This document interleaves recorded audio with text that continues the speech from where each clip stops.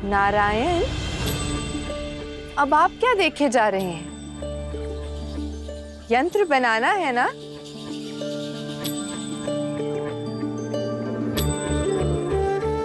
चलिए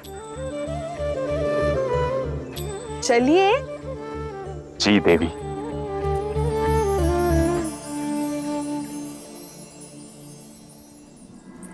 इस हर दिन की झगड़े से तंग हो चुका हूं मैं। आज तो सही और गलत का निर्णय हो ही जाए। हाँ तो मैं भी तैयार बैठा हूं।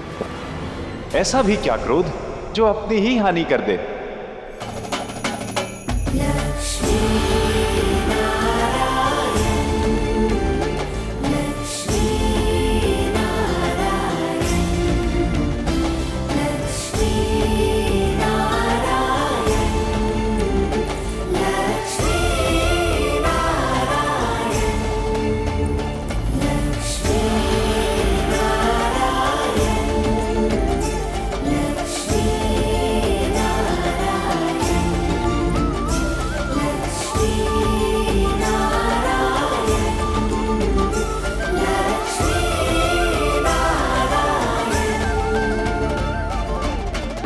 युद्ध का भी अपना उद्देश्य होना चाहिए। लड़ना है तो किसी ऐसी स्थान पर लड़ो जहां तुम दोनों का लाभ हो। एक ऐसा स्थान जहां जीतने वाले को बहुत सा धन मिले। सच में ऐसा कोई स्थान है क्या? झूठ है। ऐसा कौन सा स्थान है जहां पर लड़ने पर धन की प्राप्ति हो? सच में ऐसा स्थान तो है जहां इतना धन है कि तुम्हें जीवन भर कुछ भी करने की आवश्यकता नहीं है। पर ऐसा स्थान है कहां?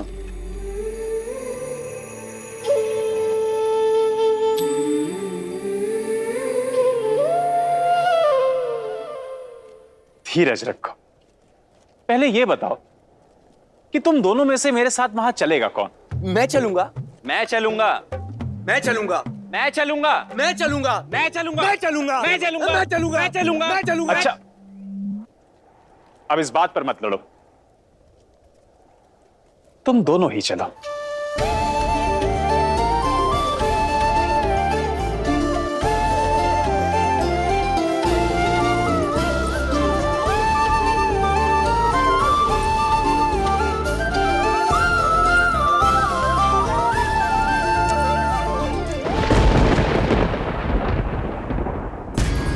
भैया, मैं अपने प्राणों को दांव पर लगाकर भी लक्ष्मी को यहां लाने का प्रयास करूंगा।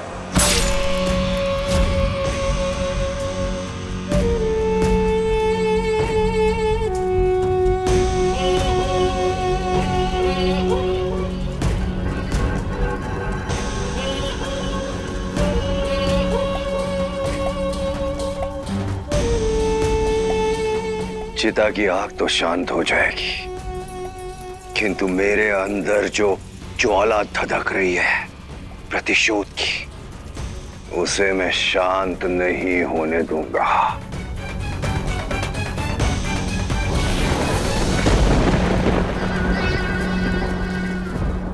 कोई भी अनिष्ट करने से पूर्व अपने भाई के दिए बलिदान को स्मरण कर लेना है ग्रीव। उसकी चिता की अग्नि को तो शांत हो जाने दो। बताओगे अब और क्या अनिष्ट करने वाले हो? विवाह करना अनिष्ट होता है क्या महर्षि? मेरे भाई की चिता की अग्नि शांत होने के पश्चात आप अपने इस पुत्र के विवाह की तैयारी करिए पिताश्री। इस युग का, इस सृष्टि का सबसे भव्य और सबसे अद्भुत विवाह होगा। हयाग्रीव और लक्ष्मी का।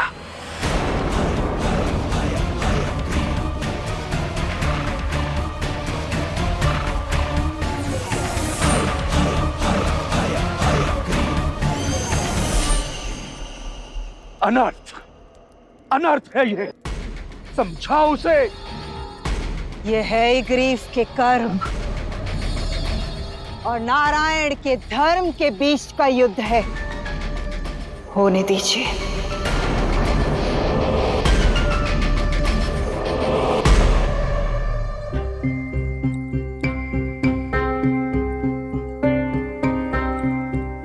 बस एक बार बहुत सारा धन अर्जित कर लूं, उसके बाद इस गांव से बड़ा मेरे घर का आंगन होगा। तुम भटकना गांव में ही, मैं तो पर्वतों से ऊंचा महल बनवाऊंगा।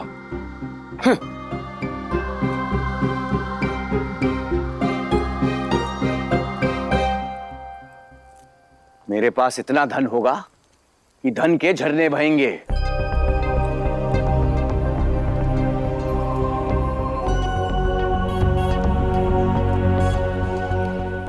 जिस वर्षा से वो झरने बहते हैं वो मेरे घर पे होगी।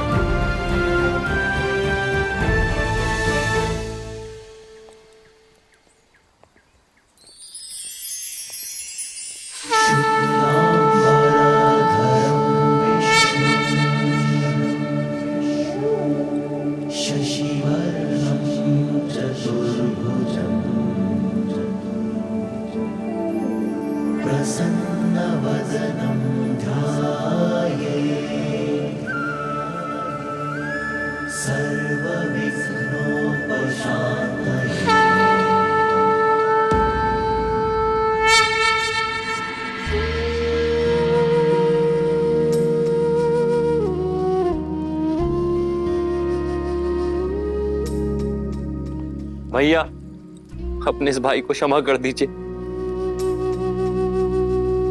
मुझे धन नहीं, केवल आपका आशीर्वाद चाहिए।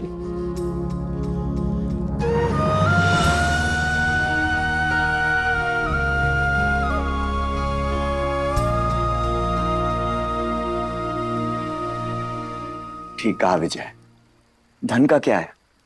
धन आज है, कल नहीं है। और उस धन के लिए मैं अपने छोटे भाई के प्रेम को तो नहीं छोड़ सकता ना। मेरी चाह भी सिर्फ मेरे छोटे भाई के स्नेह की ही है।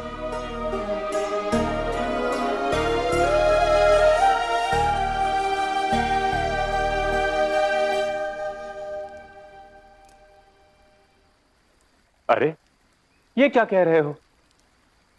जिस धन के लिए इतनी दुर्गम यात्रा तय की, कह रहे हो वो धन अब नहीं चाहिए?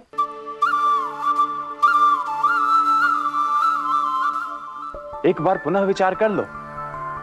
धन में असीम शक्ति होती है।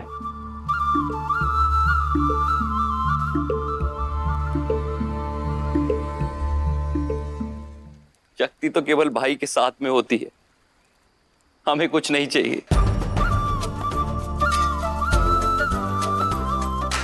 हमारा प्रेम ही एक दूसरे के लिए पर्याप्त है।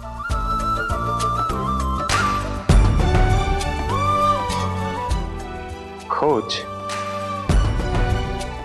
पूरी हुई देवी।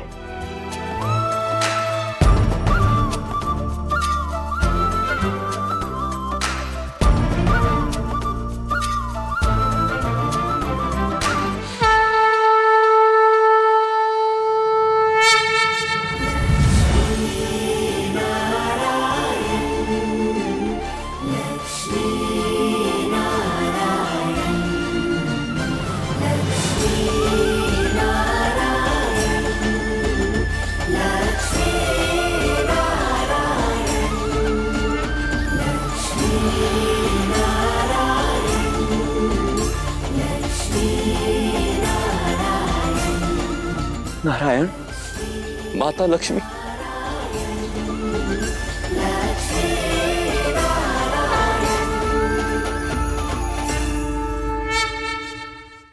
हमारी आंखों पर लोभ का आवरण पड़ गया था प्रभु।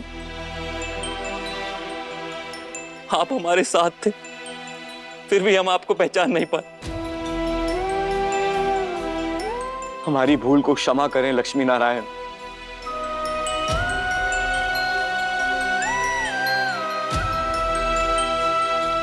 भूल तो तुमने की, परंतु यात्रा के इस कर्म का फल दिए बिना हम नहीं रह सकते। बताओ क्या वर चाहिए? मुक्ति, शांति।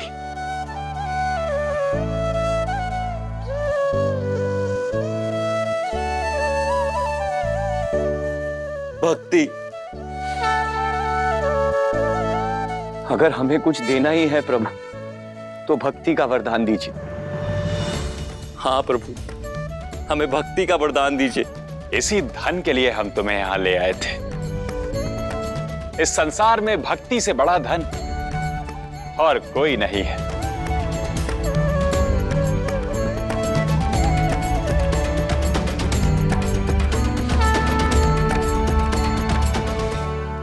देवी, यह वही स्थान है जहां पर आकर इन्हें अपने मन के सभी विकारों से मुक्ति मिली। अर्थात वेदों के लिए भी यही स्थान उपयुक्त है और आपके निवास के लिए भी।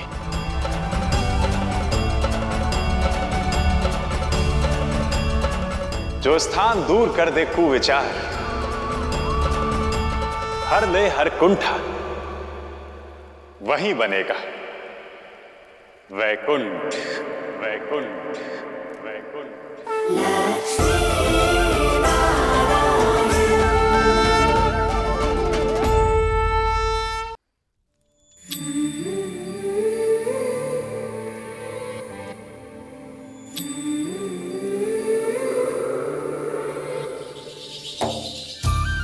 स्वार्थ हर जंतु में जन्म से ही एक भाव होता है।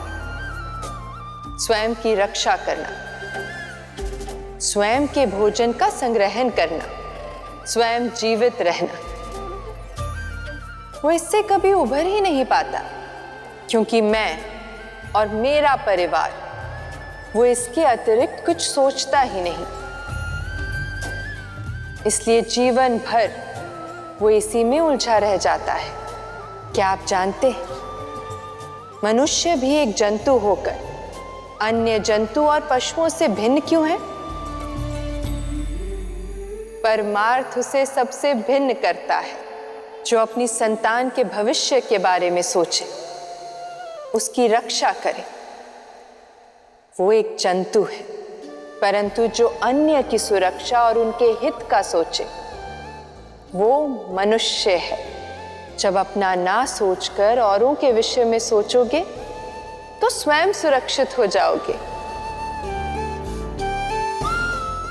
क्योंकि कोई और अपनी ना सोचकर आपके विषय में सोच रहा होगा। इस संपूर्ण संसार में हर शब्द का अर्थ है, लेकिन कुछ अनर्थ है, तो वो है स्वार्थ। स्वार्थ से परे जाओगे तो परमार्थ का वैकुंठ पाओगे।